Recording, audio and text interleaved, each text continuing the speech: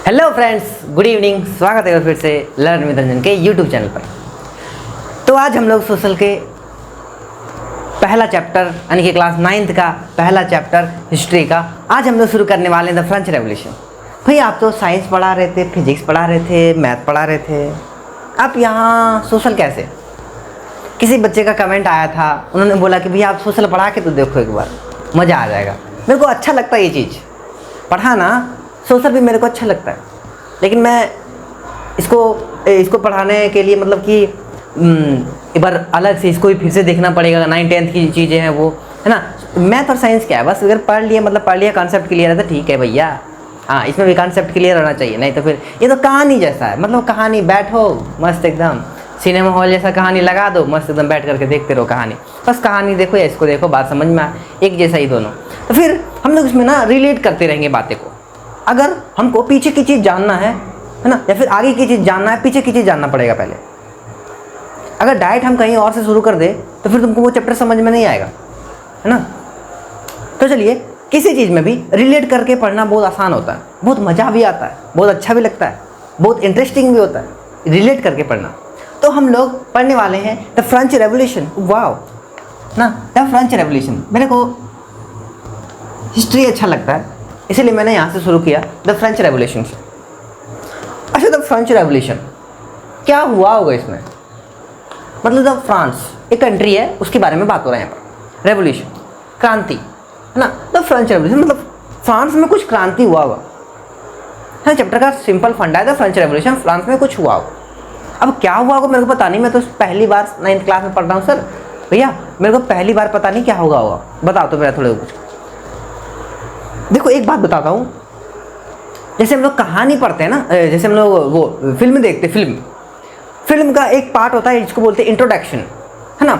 Introduction में क्या होता है ना, स्टार्टिंग का पहला जो 2-3 मिनट जो होता है पूरा फिल्म दिखा देगा उसी में, फिर एक कहीं से कंक्लूजन शुरू करेगा और फिर बताएगा कि ये सब जो कांड हुआ पहले 2 मिनट पहले ये कैसे हुआ था, है ना। ये कांड जो हुआ ये कैसे हुआ था, उस तरह का ये इंट्रोडक्शन है। मतलब ये पूरा चैप्टर का एक सार है, सारांश जिसको बोलते हैं। मतलब कि पूरा चैप्टर का एक क्या है, एक ही चीज़ में दिया हुआ है। इसको हम लोग पहले देखेंगे, जानेंगे क्या क्या हुआ इस चैप्टर में, फिर हम लोग देखेंगे कि ये किसके कारण से हुआ, किसके वजह से हुआ। हम लोग कारण पढ़ते हैं। तो स्टॉर्मिंग ऑफ बेस्टाइल, बेस्टाइल एक फोर्ट था, है ना, किला, राजा का किला था। तो स्टॉर्मिंग मतलब तोड़ फोड़ किया होगा इसमें कुछ, है ना। खतरनाक आदमी होंगे फ्रांस के, तोड़ फोड़ कर दिया उसमें बेस्टाइल फोर्ट में। बोला ठीक है भैया चलो। On the morning of 14 July 1789, the king had commanded his troops to move into the cities of Paris. बोला गया कि 14 जुलाई का सुबह सुबह भोरे भोरे एकदम, है ना, 14 जुलाई का मॉर्निंग में क्या किया गया, 1789 को किंग बोल दिया, अरे भैया जितने भी सेना हो जाओ गांव में तो घूर के आओ एक बार पेरिस का शहर। बोला ठीक है, सब आ गया घूमने के लिए। Move into the city of Paris, सब गया घूमने के लिए एकदम। बोला राजा ऑर्डर कर दिया जाओ यार, मतलब राजा का बात उस टाइम में माना जाता था बहुत ना। तो बोल दिया कि भैया जाओ एक बार घूम के आओ, एक बार मज़ा करके आओ। बोला ठीक है, गया मज़ा करने के लिए। हाँ, मज़ा क्या करेगा भैया। Into the cities of Paris, cities of Paris में गया। Some 7,000 men and women gathered in front of the town hall and decided to form the people militia. हुआ क्या कि कुछ 7,000 लोग और जेंट्स और लेडीज दोनों मिल करके 7,000 कुछ लोग गैदर हुए, मतलब एक जगह इकट्ठा हुए in front of the town और हॉल। एक टाउन के बीच में इकट्ठा हुए 7,000 आदमी और decided to form a peoples militia. People militia मतलब पीपल का एक ग्रुप, है ना, मिलिट्री, है ना, पीपल का एक मिलिट्री। उन लोगों ने बोला कि भैया अब हम लोग भी एक पीपल का मिलिट्री बनाओ। क्यों मिलिट्री बनाओ? क्योंकि राजा ने बोल दिया कि ट्रूप्स को सबको कि जाओ गांव में और पेरिस के शहर में घूम करके आओ। मतलब उसको लगा, ये 7,000 आदमी को लग रहा था कि भैया जो राजा ने जो ऑर्डर दिया ना, अब हम लोग को मारने के लिए भेजा है, इसीलिए इन लोग ने भी एक अलग सा ग्रुप बना लिया। ठीक है, they broke into the number of government buildings in search of arms. हाँ, उसके जो आदमी आ रहे हैं, राजा के आदमी आ रहे हैं, तो हथियार लेकर के आ रहे हैं। हम लोग क्या पत्थर से मारेंगे उसको, है ना, हम लोग क्या पत्थर से मारेंगे या तिरछी निगाहों से मारेंगे? नहीं, ये लोग भी गया कहाँ पर, गवर्नमेंट का बिल्डिंग्स को तोड़फोड़ किया, वहाँ से कुछ आर्म्स ये लोग भी इकट्ठा कर लिया, जुगाड़ कर लिया।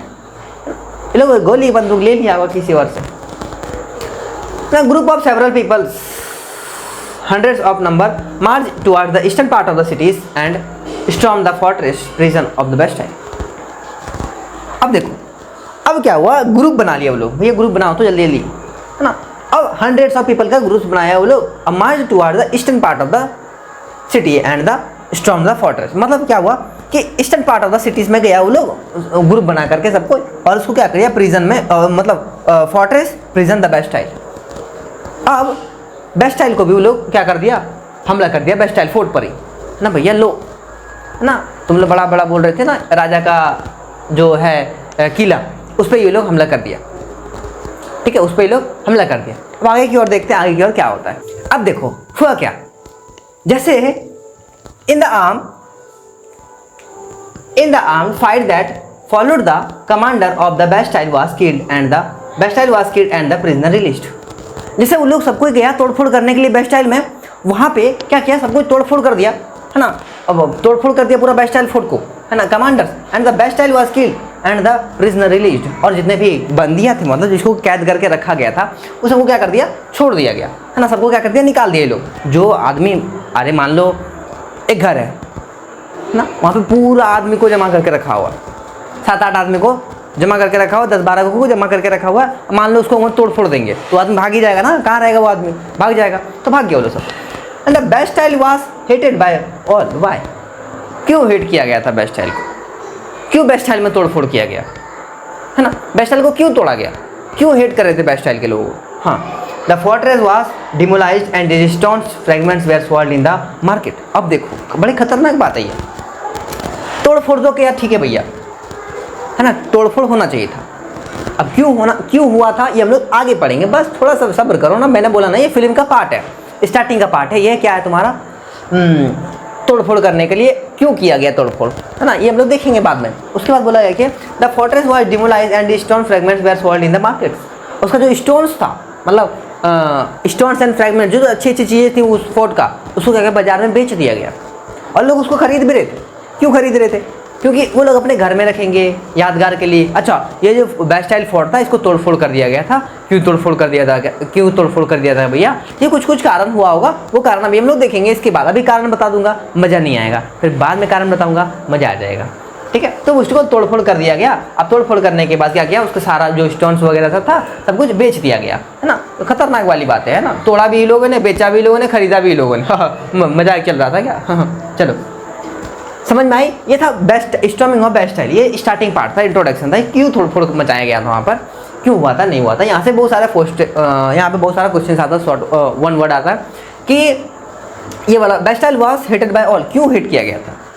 Y the people of Bastille storm the Bastille fort, है ना, क्यों तोड़फोड़ मचाया था वहाँ, है ना। उसके बाद पहले 14 जुलाई को क्या हुआ था, ये सब क्वेश्चन आ सकता है ना। ये सब नॉर्मल से क्वेश्चन है, शॉर्ट क्वेश्चन में आ सकता है, ये CBSE बोर्ड पूछता है, ठीक है। तो आगे की ओर चलते हैं हम लोग, फिर देखेंगे क्या हुआ था। तो अब चलिए अब देखते हैं हम लोग कि क्या हुआ था उसके आगे। The French society during the late 18th century, 18th century के भी दौरान हमारा ये जो फ्रेंच सोसाइटी था उसमें क्या हुआ था 18th सेंचुरी में। तो इन द 1774 की बात है। अब ये हम लोग कहानी का शुरुआत कर रहे हैं, वो जो था इंट्रोडक्शन पार्ट था उसमें हुआ था क्या कैसे कैसे ये सब हुआ वो बताया गया है। अब यहाँ से हम लोग पीछे की ओर चलते हैं, रिवाइंड चलते हैं, पीछे जाते हैं और वहाँ से हम लोग शुरू करेंगे आगे। अब चलेंगे, अब उसके बाद आगे चल करके हम लोग जानेंगे कि बेस्टाइल में हमला क्यों किया गया। इन 1774 Louis 16 of the Bourbon family of the king ascended the throne of the France। Wow, 1774 में राजा बना लुई 16, बोर्बन फैमिली से था। बोर्बन फैमिली मतलब होता, बोर्बन मतलब वो नहीं होता जो बिस्किट तुम लोग खाते हो, वो बोर्बन नहीं है। बोर्बन फैमिली मतलब होता है राजा का बेटा फिर राजा बनेगा, फिर राजा का बेटा जो बनेगा वो राजा बनेगा, ऐसा इसको बोलते हैं बोर्बन फैमिली। मतलब उसका जो खानदान में जितना भी लोग हैं ना सब राजा ही बनेगा, बेटा जितना भी है वो सब राजा बनेगा, ठीक है। अब उसको फ्रांस का किंग बना दिया। ही वॉज 20 years old, बस 20 साल का ही था, and 20 years old and married the Australian princess Marie Antoinette. Wow, 20 साल की उम्र में शादी भी करा दिया इसका, मतलब बेटा राजा भी बन जाओ, शादी भी कर लो, सब कुछ कर लो तुम अभी उम्र में। वाह, इतना अच्छा जिंदगी था इसका। क्या कर लिया गया, 20 साल की उम्र में इसको शादी करा दिया गया। इसको ये क्वेश्चन आता है मल्टीपल चॉइस में कि who married the Marie Antoinette the Louis 16, ऐसा करके आता है, या फिर ऐसा करके आएगा who is the wife of Louis 16, ऐसा नहीं आएगा, ऐसा नहीं पूछा गया कभी, है ना। तो ये पूछ सकता है शायद, when did the Louis 16 become the at what age, है ना, कब वो राजा बना था, तो 20 ईयर्स में। अपॉन हिज एसेंस, जब वो राजा का शासन कर रहा था, the new king found an empty treasury. वाह, सब कुछ तो ठीक चला भैया, सब कुछ ठीक था, इधर ऊपर ऊपर सब कुछ ठीक था, सब ठीक चल रहा था। लेकिन जब राजा बना ई, उसके बाद क्या हुआ, इसके साथ घटना हो गया कि इसका जो एम्प्टी था ना, तिजोरी था ना, वो खाली था पूरा। अब जब इसके पास पैसा नहीं है तो ये कैसे शासन करेगा, पैसा रहेगा तब ना शासन करेगा भैया, पैसा नहीं रहेगा तो एम्प्टी ट्रेजरी मतलब इसके पास खजाना ही नहीं था, खाली था पूरा तिजोरी, पैसा ही नहीं था इसके पास। बट वाई, क्यों खाली था तिजोरी? हाँ, ये जो खाली होने का कारण था वो क्या था, देखेंगे हम लोग इसका कारण क्या था। तो सबसे पहली बात ये फ्रांस सोसाइटी 18वीं सेंचुरी की बात हो रही है, ये कहानी शुरुआत हो रही है यहाँ से कि 1774 में एक राजा बना, लुई 16 बोर्बन फैमिली से था वो, है ना। उसके बाद उसका 20 साल में शादी हो गया मैरी एंटोनी से। उसके बाद वो जो उसको जब राजा का पद मिला तो फिर उसको क्या मिला कि जो एम्प्टी ट्रेजरी था ना वो खाली था, मतलब खजाना कुछ नहीं था वहाँ पे, पैसा कौड़ी कुछ नहीं था, बस ऐसे ही राजा बना दिया गया। अब बताओ तुमको अगर राजा बना दिया जाएगा और तुम्हारे पास कुछ नहीं रहेगा तो तुम क्या कर लोगे, कुछ नहीं कर पाओगे ना। तो फिर बस उसी तरह इसका भी हाल था कि इसके पास कुछ नहीं था, अब बस इसको राजा बना दिया गया। ठीक है, आगे की ओर हम लोग देखते हैं कि क्या रीज़न हुआ होगा जो कि एम्प्टी ट्रेजरी था, क्योंकि खजाना कैसे खाली हुआ। तो अब देखेंगे हम लोग states of society of states, मतलब यहाँ पे ना फ्रांस में ना लोगों को बांट दिया गया था कैटेगरीज में, है ना, अलग अलग कैटेगरीज में लोगों को बांट दिया गया। अब देखो जो फर्स्ट स्टेट्स के जो लोग होते हैं, स्टेट्स मतलब वो जो नहीं जो हमारे राज्य में रह रहे हैं उसको स्टेट्स वाले लोग नहीं बोलते हैं, इसको अलग वाला स्टेट्स है। फर्स्ट स्टेट का जो था वो क्लर्जी था ना, बड़े बड़े आदमी से। सेकेंड स्टेट में नोबिलिटी, उसे थोड़ा सा छोटा वाला आदमी। थर्ड स्टेट में जो था ना वो बिग बिजनेसमैन था, है ना, मर्चेंट था, कोर्ट था, ऑफिशियल था, लॉयर था, है ना, और फिर पीसेंट्स और आर्टिशियंस, स्मॉल पीसेंट्स, लैंडलेस, है ना, लैंडलेस लेबर, सर्वेंट, ये सब छोटे छोटे जो आदमी थे ना, तो वो इसमें थर्ड स्टेट के लोगों में आते थे। उसे जो थोड़ा सा बड़ा था वो सेकंड स्टेट में नोबिलिटी में, उसे जो फर्स्ट था वो क्लर्जी में, वो फर्स्ट स्टेट में। तो यहाँ पे 3 स्टेज में लोगों को बांट दिया गया था। अब हुआ क्या था यहाँ पर, ये बात समझना, गौर से समझना। यहाँ पे ए सोसाइटी ऑफ स्टेट्स मतलब फर्स्ट स्टेट के जो लोग थे ना उसको वो था क्लर्जी, मतलब उसका सेकंड स्टेट का था वो नोबिलिटी था, थर्ड स्टेट का था वो बिग बिजनेसमैन था, लॉयर था, और फिर मर्चेंट, कोर्ट ऑफिशियल, और फिर पीसेंट, आर्टिशियन, और फिर स्मॉल बिजनेसमैन, और फिर क्या था, लेबर सर्वेंट था। इसमें जो फर्स्ट स्टेट के लोग होते ना इसको टैक्स पे नहीं करना होता था और इसको भी टैक्स पे नहीं करना होता था। मतलब ये लोग जो थे ना, ये लोग गरीब आदमी से पूरा टैक्स वसूली करते थे और यही लोग आदमी क्या करता था, टैक्स पे करता था, और ये लोग दोनों आदमी टैक्स नहीं पे करता था। ये लोग दोनों बहुत अमीर था, ये सब पूरा गरीब था, जिसके कारण से गरीब से ये लोग टैक्स ज़्यादा लेता था और फिर अमीरों से टैक्स बहुत कम लेता था। इसको भी हम आगे की ओर और भी देखेंगे, लिखवाएंगे, उसके बाद हम लोग और भी देखेंगे। तो अब चलिए देखते हैं द स्टेट्स ऑफ सोसाइटीज़ में आगे क्या होता है। तो सबसे पहले स्टेट्स ऑफ सोसाइटी में क्या हुआ था कि हर लोगों को 3 कैटेगरी में बांट दिया था, first state, second state, third state ना, क्लर्जी, नोबिलिटी और फिर पीसेंट्स वगैरह सब जितना भी आ रहा था सबको बांट दिया गया था। अब देखो उसमें क्या होता है, the France society in the 18th century was divided into 3 states. मैंने जो बताया अभी, only the member of the third state pay tax और 3, ये तो अभी तुरंत मैंने बताया, ये तो अजब गजब हो रहा है कि भैया सिर्फ गरीब आदमी ही टैक्स पे करेंगे। थर्ड स्टेट के लोग जो थे वो गरीब थे और वो सिर्फ गरीब आदमी ही टैक्स पे करेंगे, अमीर तो पे नहीं कर रहे, है ना। इसका मतलब ये हो रहा है कि यहाँ पे गरीब को लूटा जा रहा है। Was divided into 3 states and only the member of the third state pay tax. तीसरा वाला जो स्टेट का पीपल था वो सिर्फ टैक्स पे कर रहा था, थर्ड स्टेट्स के लोगों, फर्स्ट स्टेट के, है ना, वो नहीं कर रहे थे, सेकंड स्टेट वाले भी नहीं कर रहे थे, थर्ड स्टेट वाले पीसेंट्स, वर्कर, बिजनेसमैन, जितना भी सब थर्ड स्टेट के लोग थे वो पे कर रहे थे। The society of eastern was part of the feudal system. अब भैया ये फ्यूडरल सिस्टम होता क्या, that dated back to the date of middle age. ये फ्यूडरल सिस्टम होता क्या, देखो बड़े बड़े लैंड ओनर्स होते थे, हाँ, जिसके पास बड़े बड़े ज़मीनें हैं, बहुत सारा ज़मीन है जिसके पास, है ना, बहुत सारा ज़मीन है जिसके पास, तो ये लैंड लॉर्ड्स होते थे, लॉर्ड्स। तो इन लैंड लॉर्ड्स पे तो जो बड़े बड़े आदमी थे, जो अमीर आदमी थे, वो तो काम नहीं करेंगे इसमें, है ना, वो वर्कर काम करेगा उसका। तो वर्कर काम कर रहा था जिसको कि हम लोग सर्व्स बोलते थे, सर्व्स। अरे कपड़ा धोने वाला नहीं है ये सर्व्स है।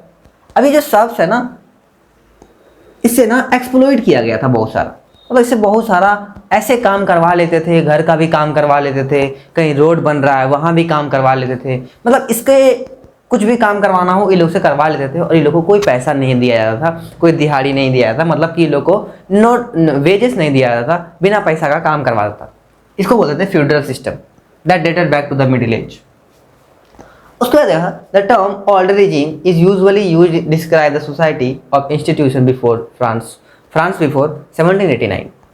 ये ओल्ड रिजीम जो है ना, ये ओल्ड रिजीम का मतलब हुआ कि फ्रांस के जो ओल्ड मतलब पीछे, मतलब 1789 से पीछे के जो बातें थे ना उसको हम लोग ओल्ड रिजीम बोलते हैं, मतलब पुरानी वाली कैसे चल रही थी पीढ़ी। The term old regime is usually used to describe the society and institution before, है ना। फ्रांस को अगर पहले बोलने के लिए क्या बोलना था, ओल्ड रिजीम बोला जाता था, क्योंकि वहाँ पे वो ये 1789 से पहले फ्रांस को ओल्ड रिजीम के नाम से भी बोला जाता था। The member of the first two states enjoyed certain privilege by birth, है ना।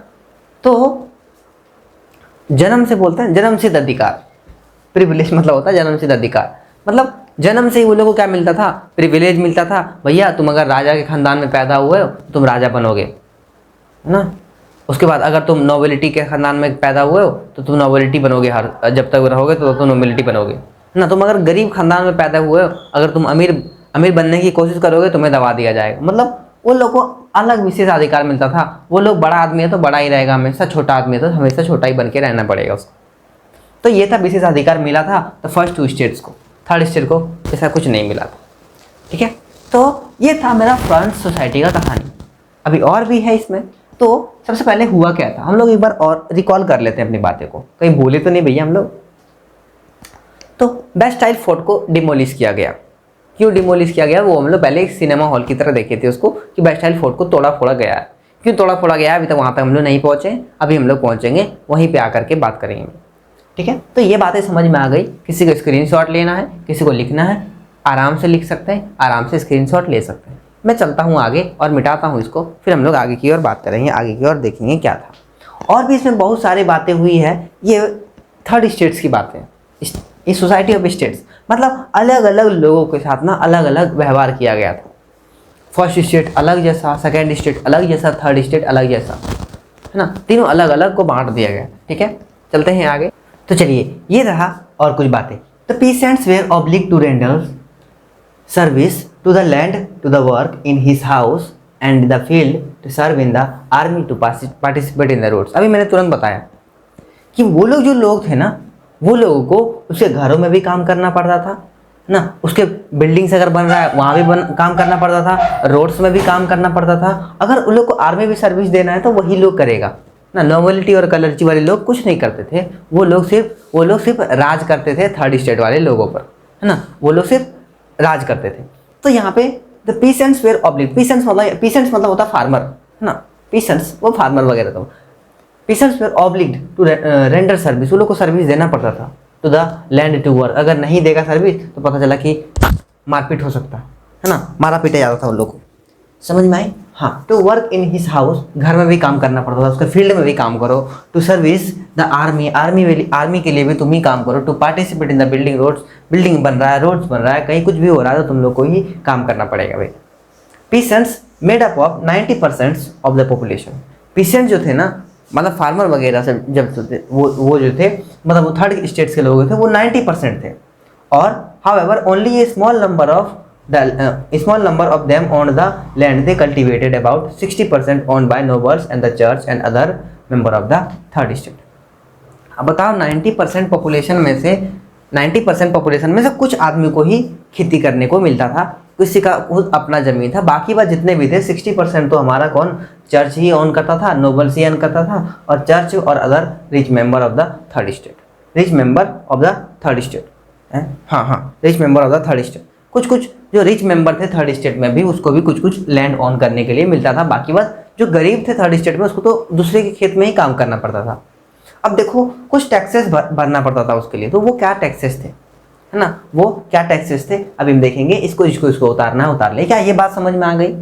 किसी को कहीं पे कोई दिक्कत है? नहीं होना चाहिए कहीं कोई दिक्कत। है ना। एक बार और हम लोग रिकॉल कर लेंगे, सारी बातें को एक साथ बता देंगे कि कहानी के जैसे तुरंत समझ में आ जाएगा। ठीक है, इसको नोट करना नोट कर लीजिए, फिर हम लोग चलते हैं आगे की ओर।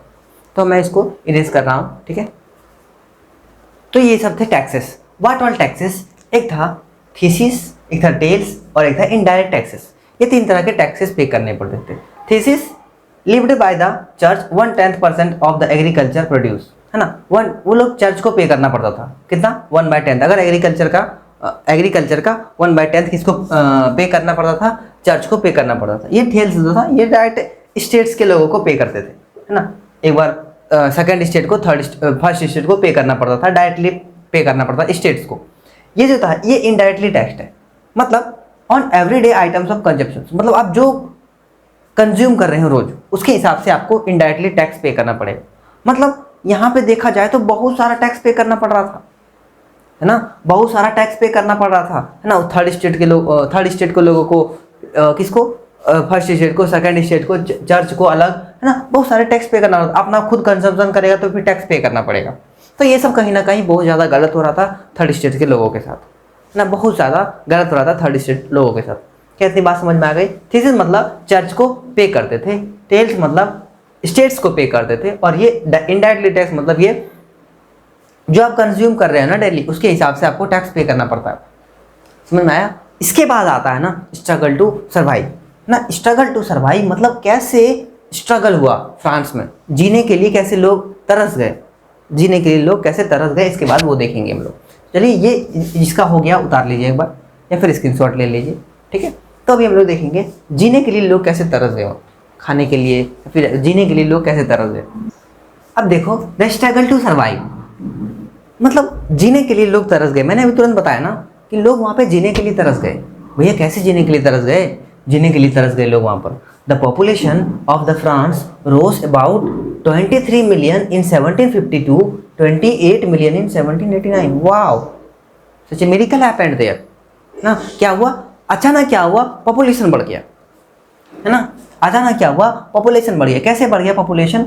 The population of France rose about 23 million, 23 million था 1715 में, 28 मिलियन हो गया 1789 में। बस इतने सा ही गैप में इतना सारा मिलियन, कितना मिलियन बढ़ गया? 5 मिलियन बढ़ गया, बताओ, है ना। मतलब इतना सारा पॉपुलेशन बढ़ गया। This led to the rapid increase in the demand for food grains. अगर मान लो भैया कि अगर मान लो हम लोग कहीं एक फंक्शन कर रहे हैं, ठीक है, फंक्शन कर रहे हैं और मेरा एस्टिमेटेड है मात्र 200 लोगों का, आ गए 400 लोग, है ना। बेइज्जती तो होगी अपनी। हाँ, उसी तरह यहाँ पे भी हुआ। ठीक है, जैसे मान लो वहाँ पे खाना का बहुत कमी था पहले से, ऑलरेडी टैक्स पे करना पड़ता था, बहुत सारा काम करना पड़ता था, टैक्स पे कर करके इतना सारा टैक्स पे करने के बाद क्या हुआ? फूड ग्रेन्स का जो था ना, फूड ग्रेन्स का डिमांड बढ़ गया, खाना का डिमांड बढ़ गया। अब ऐसी बात है कि अगर देखो महंगाई, जैसे एक समय आया था कि टमाटर का दाम बढ़ गया था, है ना, वो पूरा इंक्रीज हो जाता है। मतलब जब उसका डिमांड ज़्यादा होता है प्राइस भी ज़्यादा बढ़ जाता है। लेकिन वही आदमी अगर, गरीब आदमी अगर उसको सेल करने जाता है तो फिर उसको कम दाम में लिया जाता है। जब उसके बेचने वाला टाइम आता है तो बोलते हैं ना, हर कुत्ते का दिन आता है, ऐसा करके एक कहावत है, बोला जाता है। तो हर किसी न किसी का एक दिन आता है। तो यहाँ पे देखो तो this led to the rapid increase for the demand of food grains. यहाँ पे क्या हो गया? फूड ग्रेन्स का डिमांड पूरा ज़्यादा बढ़ गया, है ना। यहाँ पे क्या हो गया? फूड ग्रेन्स का डिमांड बहुत ज़्यादा बढ़ गया। अगर भैया पॉपुलेशन बढ़ा तो डिमांड तो बढ़ेगा ही। So the price of the bread which was staple diet of the majority of rose rapidly. Staple diet का मतलब होता है रोज खाना, मतलब रोज, है ना, रोज यूज़ करने वाला खाना। Staple diet of the majority rose rapidly, तुरंत बढ़ गया, अचानक बढ़ गया, बहुत खतरनाक तरीके से बढ़ गया, है ना। अब देखो यहाँ पे क्या हुआ? प्राइस का दाम तो बढ़ गया। अब लोग खटेंगे क्या? मतलब लोग खाएंगे क्या? जिसके पास, जो गरीब है पूरा, वो खाएंगे क्या? भूखे मरेंगे ना। हाँ देखो, most of the worker were employed as a labor in the workshop whose owner fixed their wages, but wages did not keep pace in the rise of in the price, so the gap between the poor and the rich widened। अब देखो लोग क्या करते थे ना, लोग क्या करते थे, प्राइस, ब्रेड का प्राइस बढ़ा रहे हैं।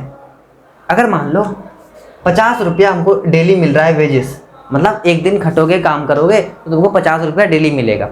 तो ये जो 50 रुपया तुमको जो डेली मिल रहा है ये तुम्हारा 50 रुपया ही मिलेगा, लेकिन कल जो ब्रेड तुमको 20 रुपया में मिल रहा था आज वही ब्रेड तुमको 30 रुपया में मिलने लगा।